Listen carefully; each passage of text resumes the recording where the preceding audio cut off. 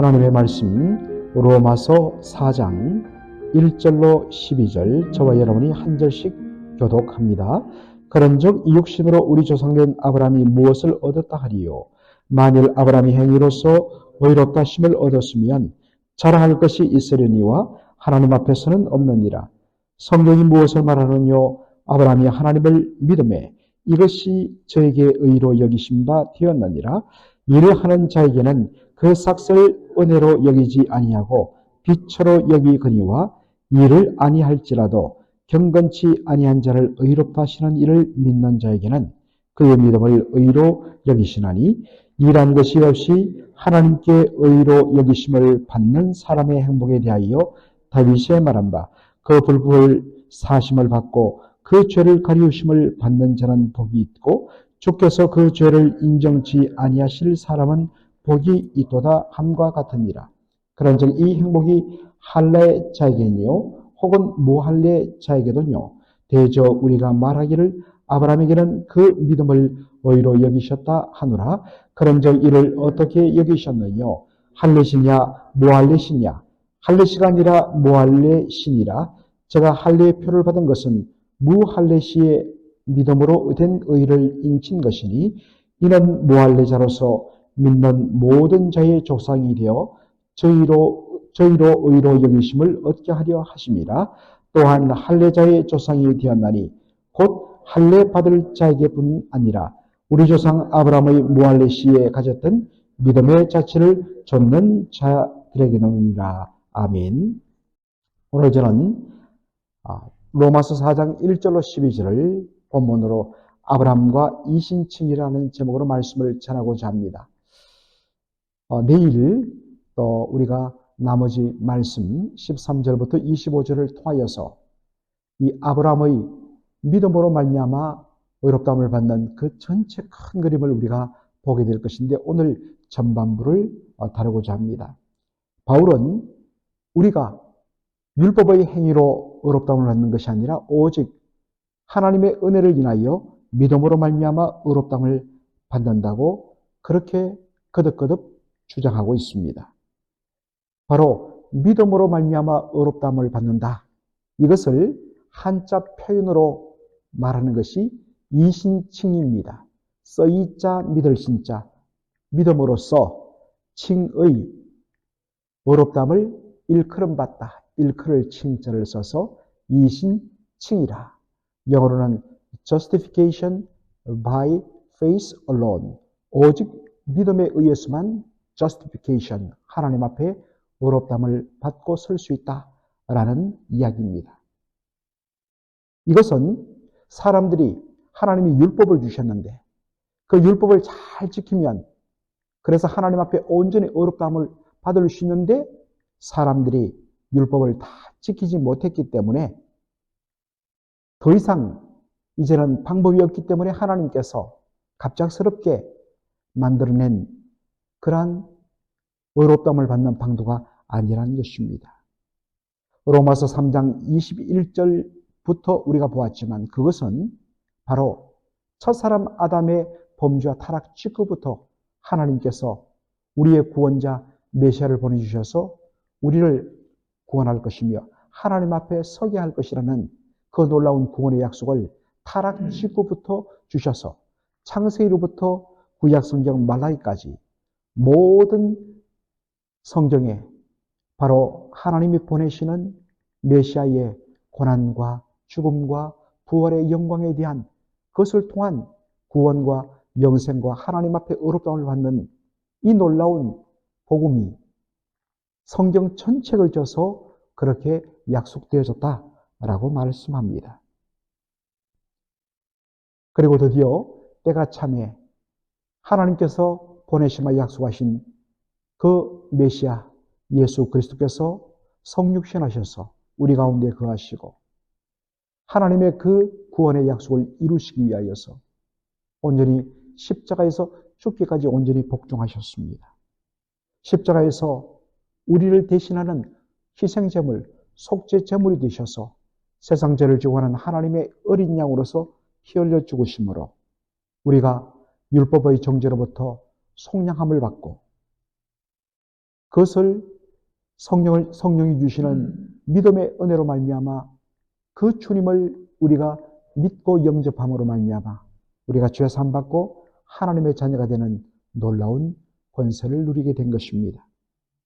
이렇게 우리가 하나님 앞에 구원받고 하나님 앞에 죄 사함 받고 하나님 앞에 의롭다함을 받아서 의가 없는 우리를 의롭다고 여기시는 이 일은 오직 예수 그리스도를 믿는 믿음으로 말미암아 주어진다는 것입니다. 이것을 이신칭이 믿음으로써 의롭다함을 받는다라는 뜻입니다.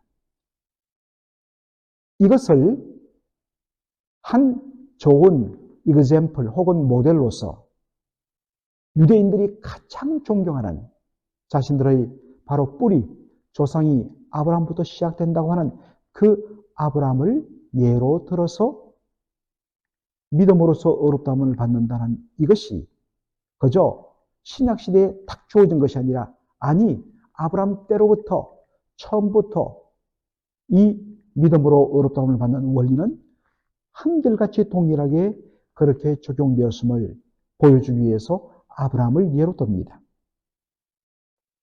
바울은 말합니다. 만일에 아브라함이 자신의 행위나 공로로서 하나님 앞에 너는 보니까 의롭다함을 받을 자격이 있다.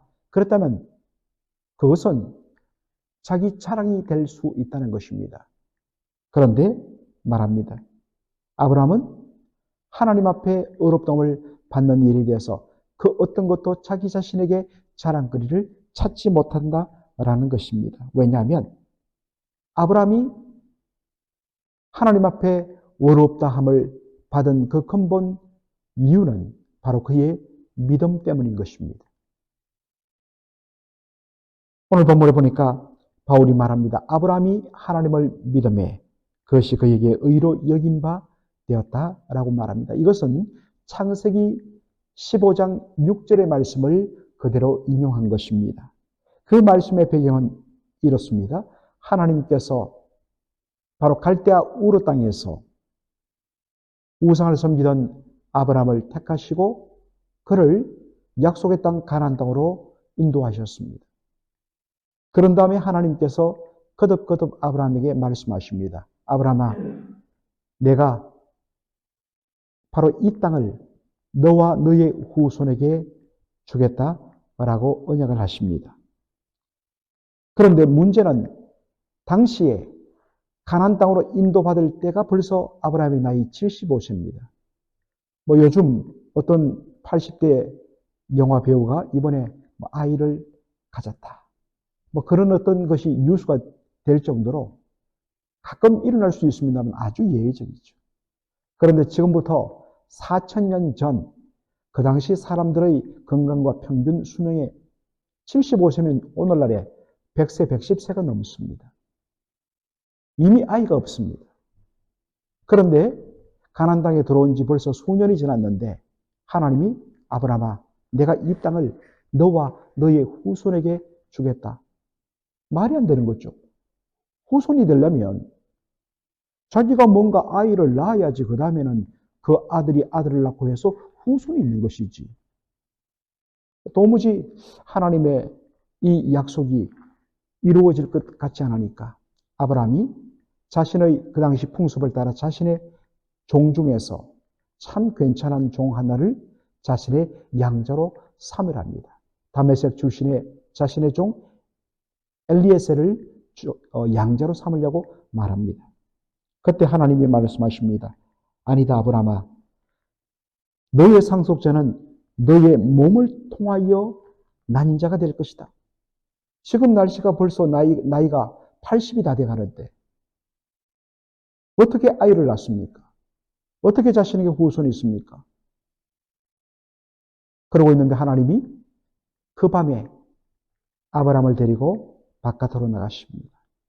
그리고 그 사막 캄캄한 밤 하늘에 정말 초롱초롱 달려있는 빛나는 수많은 별들을 보여주시면서 말씀합니다. 아브라함아, 저 별을 보느냐? 한번 헤아려봐라. 도무지 헤아릴 수 없이 많습니다. 그렇지.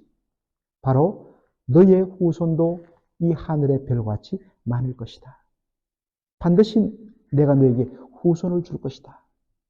아브라함이 인간적으로 보면 믿을 수가 없는 형편임에도 불구하고 그 하나님, 내가 너에게 후손을 줄 것이고 너의 몸을 통하여 태어난 자가 너의 상속자가 될 것이고 그를 통하여 수많은 후손들이 날 것이고 그들이 이 땅을 상속받으리라. 그것을 믿었습니다.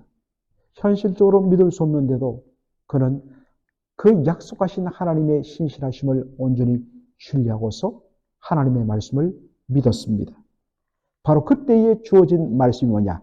창세기 15장 6절 아브라함이 하나님을 믿음에 하나님이 그의 믿음 그것을 그의 의로 여기시니라. 믿음으로서 의롭다함을 받는 것이 바로 믿음의 조상 유대인들에게는 혈통의 조상 아브라함 때로부터 세워진 바로 하나님의 구원의 원리라는 것입니다.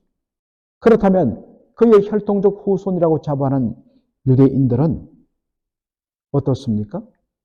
그들은 지금 율법을 우리가 문자 그대로 지키면 하나님 앞에 우리의 행위로 인하여 의롭다함을 받을 수 있다고 그렇게 해서 예수님 때도 그 부자 관원이 뭐라고 질문합니까? 선생님이여 내가 무엇을 행하여야 영생을 얻으리까? 하나님 앞에 의롭다함을 인정받을 수 있겠습니까? 라는 그러한 주장을 하고 있었던 것입니다. 그것은 잘못이란 것입니다. 자신의 조상인 아브라함은 믿음으로 하나님 앞에 의롭다함을 받고 그 기준에 서서 있었는데 그의 후손이라고 말하는 우리는 아브라함의 후손이라고 말하는 유대인들은 행위로 말미암아 율법의 행위로 말미암아 의롭다함을 받으려고 몸부림치고 있다는 것입니다. 그러니 잘못이란 것입니다. 더군다나 아브라함이 의롭다함을 받은 때는 언제입니까? 그는 할례 받기 전 무할례 시에 유대인들은 자신들이 하나님 백성 된 것 그것은 할례 받았기 때문이라고 그렇게 주장합니다. 그리고 그 할례의 시작이 창세기 17장에 나오는 아브라함 때부터입니다. 그런데 아브라함이 하나님 앞에 믿음으로 말미암아 의롭다함을 받은 것은 창세기 15장에 나옵니다. 시점적으로도 믿음으로 말미암아 의롭다함을 받는 때가 한 나이 80대라면 80 정도라면 아브라함이 할례를 받은 것은 창세기 17장에 보면 그의 나이 99세일 때입니다. 믿음으로 말미암아 의롭다함을 받은 것이 할례 받을 때보다 훨씬 더 이전에 받은 것입니다. 따라서 유대인들이 우리가 할례 받았기 때문에 우리는 하나님 앞에 설 수 있고 할례 받았기 때문에 우리는 하나님의 백성이라는 이 논리는 잘못이란 것입니다. 할례란 뭐냐? 믿음으로 말미암아 의롭다함을 받고 이 놀라운 하나님의 백성 된 것을 바로 바깥으로 보여주는 하나의 표시가 바로 할례인 것입니다. 그래서 진짜 할례는 믿음으로 말미암아 의롭다함을 받아 하나님의 백성 된 것을 그 다음에 전제로 하여 받는 것이 할례라는 것입니다. 그래서 우리가 로마서 2장에서도 봤지만 그러한 믿음의 고백 없이 하나님의 백성됨의 삶의 열매 없이 아무리 할례를 받아봤자 그것은 소용없다는 것입니다. 여기서 잠시 바울이 옆으로 빠져나가서 언급하는 인물이 다윗입니다. 다윗은 경건치 않음에도 불구하고 믿음으로 말미암아 의롭다함을 받은 대표자 중에 한 사람이라는 것입니다. 그것을 증거하기에 든 성경 구절이 있는데 이 말씀이 시편 32편 1절로 2절의 말씀을 인용한 것입니다. 허물의 사함을 받고 자신의 죄가 가려진 자는 복이 있도다.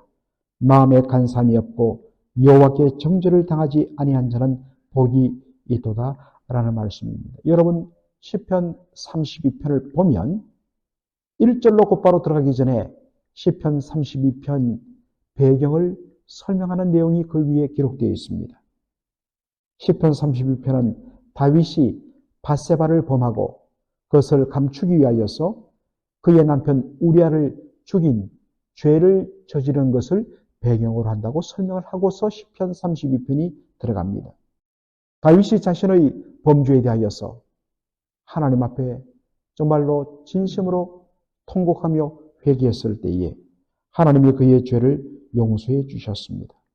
그런데 우리는 다윗이 자신이 죄를 지은 것을 깨닫고 자신이 하나님 앞에 회개했기 때문에 그가 회개한 행위가 하나님 앞에 용서받는 근거가 되고 자격 조건이 된다라고 접근하기 쉽습니다.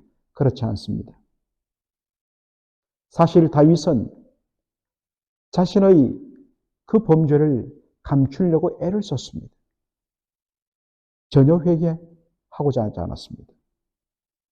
그런데 하나님께서 그 시편 32편 3절 이하에 보면 하나님께서 그의 마음을 얼마나 무섭게 다루시는지, 완전 여름 가물에 땅이 쩍쩍 갈라지는 것과 같은 영혼의 갈증을 느꼈고, 얼마나 하나님께서 그가 회개치 않으면 안 되도록 그의 몸과 마음을 누르시는지, 자신의 그 뼈의 골수가 말라버리는 같은 고통을 겪었다 했습니다.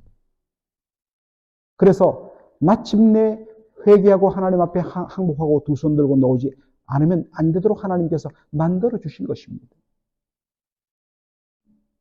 그 가운데 하나님께서 마지막으로 나단 선지자를 보내셔서 나단 선지자가 죄를 지적하자 제가 죄인입니다 라고 회개한 것입니다. 그것이 그냥 한 번에 나온 것이 아니라는 것입니다. 그렇게 하나님께서 회개하도록 만드시고 그가 하나님 앞에 토설을 했을 때 하나님 그것을 받아주시고 그를 용서하시고 그의 죄를 가리워 주십니다.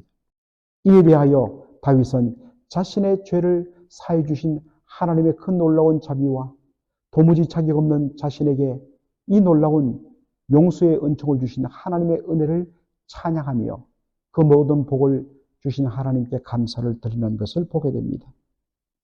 사랑하는 성도 여러분, 우리가 하나님 앞에 설 수 있는 것, 하나님 앞에 의롭다함을 받는 것, 그것은 우리의 어떠한 행위와 우리의 공로와 하나님 앞에 설 수 있는 어떤 자격 때문에 받은 것이 아닙니다.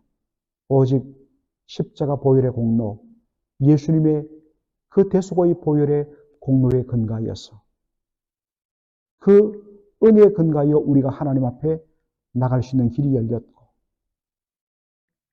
우리가 그 놀라운 은혜를 사실은 그냥 믿은 것이 아닙니다.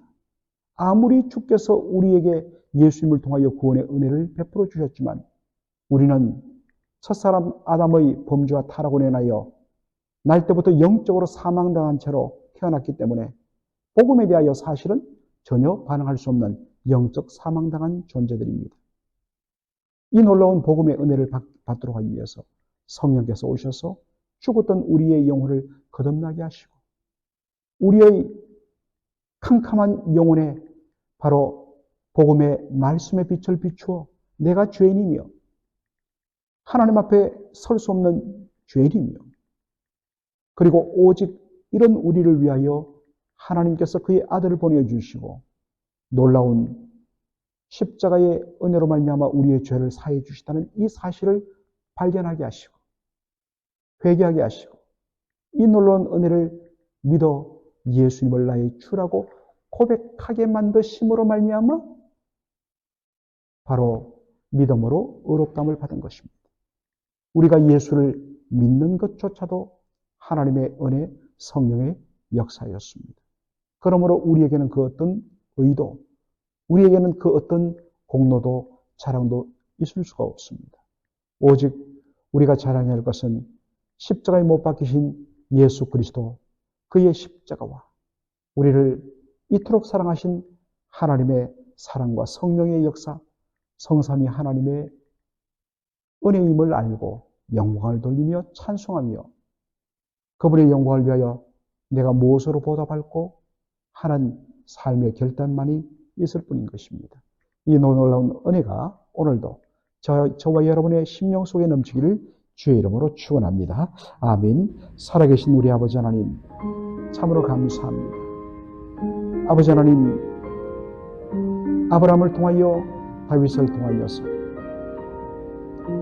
유대인들이 가장 존경하는 두 인물이 어떻게 하나님 앞에 설 수 있고 하나님 앞에 의롭다함을 인정받을 수 있었는가? 그것은 전적인 하나님의 은혜요, 그리고 믿음의 역사였던 것을 보게 되면서 다시 한 번 더 믿음으로 말미암아 의롭다함을 받는 이 일이 하나님께서 정하신 신구약의 공통 고백임을 다시 한 번 더 발견하게 하여 주시니 감사합니다. 구약은 행위로 말미암아 의롭다함을 받고 신약은 은혜로 인하여 믿음으로 말미암아 의롭다함을 받는 것이 아니라 신구약 모두 다 믿음으로 말미암아 의롭다함을 받는, 그래서 전적인 하나님의 은혜인 것을 저희들이 다시 한 번 더 확인하게 됩니다. 우리에게 이 놀라운 은혜를 주신 하나님의 은혜에 감사하면서 하나님 백성에 합당한 삶으로 하나님께 영광을 돌리는 저희들의 하루의 삶이 될 수 있도록 축복하여 주시옵소서.